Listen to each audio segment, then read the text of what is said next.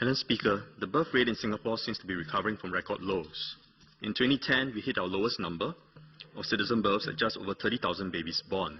In 2012, in the Chinese zodiac year of the dragon, citizen births increased to over 33,000 babies. The good news is that citizen births in the last 2 years have matched the auspicious year of the dragon, and in fact, last year, citizen births almost hit 34,000 babies, the highest in the decade. The total fertility rate, or TFR, is hovering around 1.25, off the low of 1.16 in 2010. There is some hope that we have turned the corner with regards to falling birth rates. However, it is still too early to tell whether the increased birth rate is a trend or a temporary rise due to positive sentiments brought up by the SG50 Jubilee celebrations. I think we can be cautiously optimistic. I'll touch on the optimistic part first. I'm optimistic because I believe the government has been addressing the structural obstacles to higher birth rates.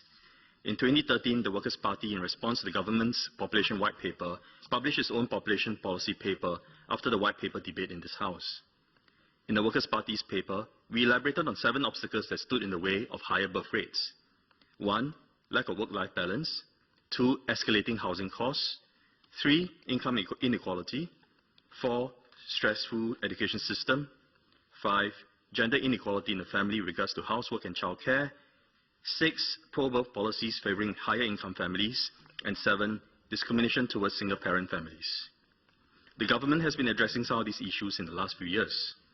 With this bill, the government is further enhancing paternity leave and is also addressing the last 2 structural obstacles that we have brought up: discrimination towards single-parent families and pro-birth policies favoring higher income families. We have been arguing that while having children inside of marriage should continue to be encouraged, the children born to unwed parents should not be denied the benefits that children of married parents received.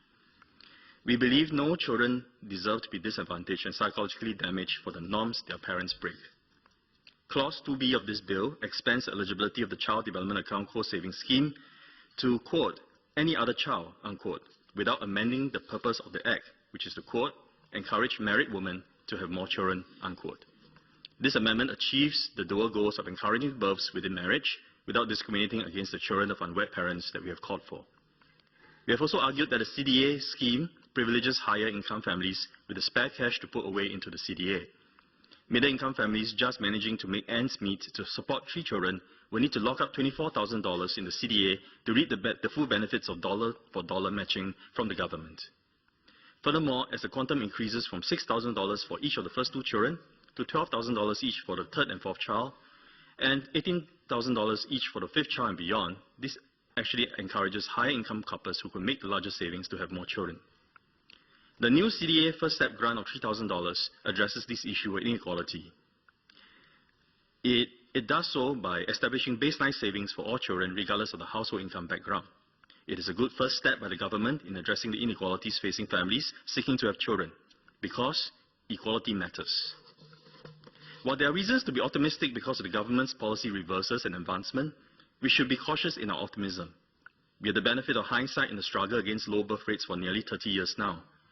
Singapore's TFR fell below replacement level of 2.1 in 1976 and reached the first low of 1.4 in 1986.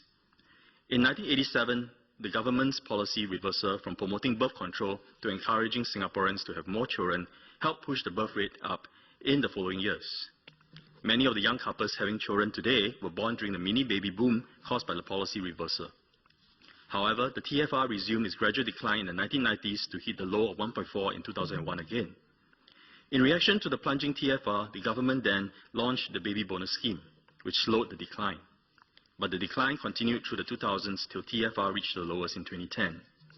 So what are the lessons here? First, the government's pro-birth policy is important and can be effective in halting or slowing down birth rate declines. However, most of the pro-birth policy changes have been reactive rather than proactive. The 1987 reversal reacting to the low in 1986, the baby bonus scheme reacting to the low in 2001, and enhancements in the last few years reacting to the lowest in 2010. This reactiveness limits the effectiveness of pro-birth policies.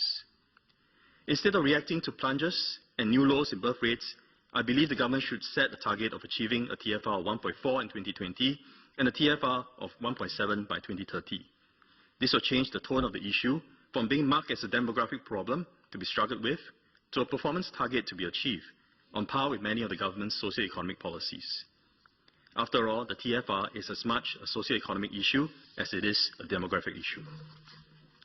The other lesson to be had here is that policies need to go beyond the carrot and stick approach and take a whole-of-government approach to be effective over the long run.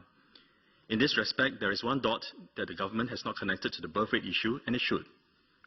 One reason why pro-birth policies seem to be swimming against the tide in the 1990s and 2000s was because Singaporeans experienced growing socio-economic inequality and lingering gender inequality in those 2 decades.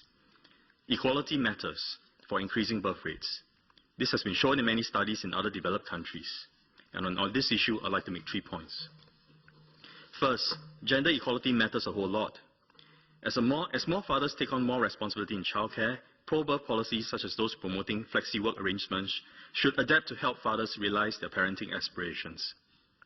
As employer and management mindsets start to change due to the government's promotion of flexi-work arrangements through the work-life grant, it will be important to help mold the new mindsets to emphasize flexi-work arrangements are not meant only or mainly for working mothers, but should be made as accessible to working fathers too. In this respect, the government will need to change its own mindset that establishes a hard association between mothers and childcare.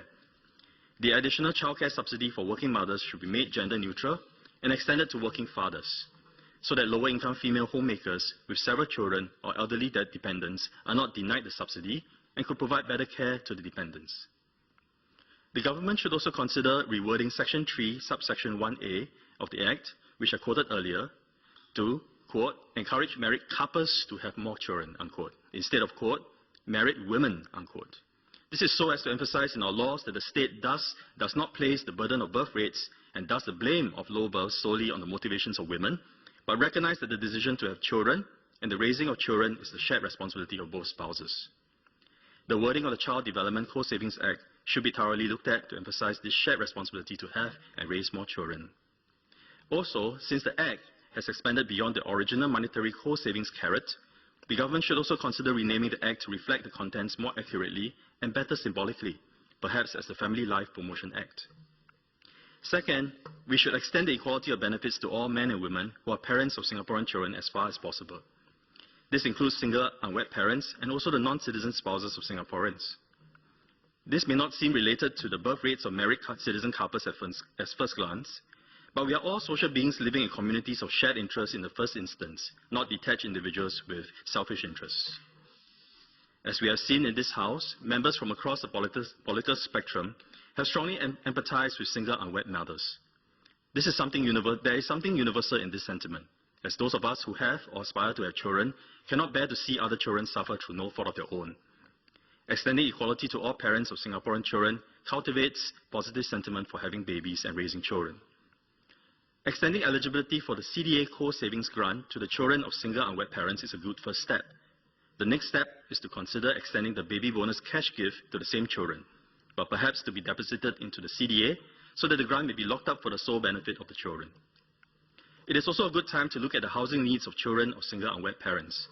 As it is, this group of single parents is prevented from buying a new or resale HDB flat until they are 35 years old to go under the Single Singapore Citizen Scheme. This creates an unacceptable inequality where permanent residents benefit more from HDB home ownership than a group of citizens. More importantly, the children are denied a stable physical and social environment to grow up in to focus on their schooling and playing. The empathy for suffering Singaporean children and their parents also extends to non-citizen spouses who struggle with residential security due to the need to constantly renew visit passes. The government should alleviate the stress and separation anxieties faced by Singaporean spouses and children in such situations. I'll reiterate the Workers' Party call for foreign spouses of Singaporean citizens be given priority for citizenship naturalization after 5 years on the long-term visit pass plus. Third, socioeconomic inequality matters, and so therefore socioeconomic equality matters. Singaporeans are economically rational, and both short-term and long-term financial security affects the decisions to have more babies. The CDA First Step Grant is a welcome move towards narrowing the gap in child development resources between low-income and high-income households. The government should bring this policy move to its logical conclusion by automatically allocating to the CDA a standardized $10,000 for each child. It is then up to the parents to match the grant by topping up the CDA up to another $10,000 to earn higher interest and earmark savings for the child's education and well-being. The government could create incentives for parents to make the additional savings by making the savings eligible for income tax reliefs. The reason we are calling for a standardized grant for each child instead of the stepwise $6,000, $12,000, and $18,000 formula for the CDA grants is because short-term financial security is a factor, especially for low-income and middle-income households. The stepwise formula is meant to be carrots to entice parents to have 3 babies or more, but ignores the fact that immediate stress and cost of raising existing children will put off parents from deciding on a 3rd baby. Giving a bigger grant for the existing children will alleviate the immediate stress, encourage a healthy family life, and persuade parents that it is worth the while to have a 3rd child and more. Equalizing the grants will also remove an artificial inequality within the family created by the policy. With the current policy, the 3rd and 4th child could receive up to $12,000 more savings and grants compared to the 1st and 2nd child, and the 5th child onwards could receive up to $24,000 more. This means the older children would have less funds benefiting their education and well-being compared to the younger children. Madam Speaker, I am cautiously optimistic that we are at the crossroads of turning around our declining birth rates. I am cautiously optimistic that the government has finally found a verve, after 3 decades, to stop blaming Singaporeans for not choosing to have more babies, and to start addressing the structural obstacles to enable Singaporeans to have more babies. As the lessons of the 3 decades show, the government cannot be reactive towards lower birth rates and should be proactive to aim for the higher birth rates. And as the government seeks to enable and empower Singaporeans to have more babies, please remember these 2 words as a key principle to guide pro-birth policy. Equality matters. On this note, I support the bill. Thank you.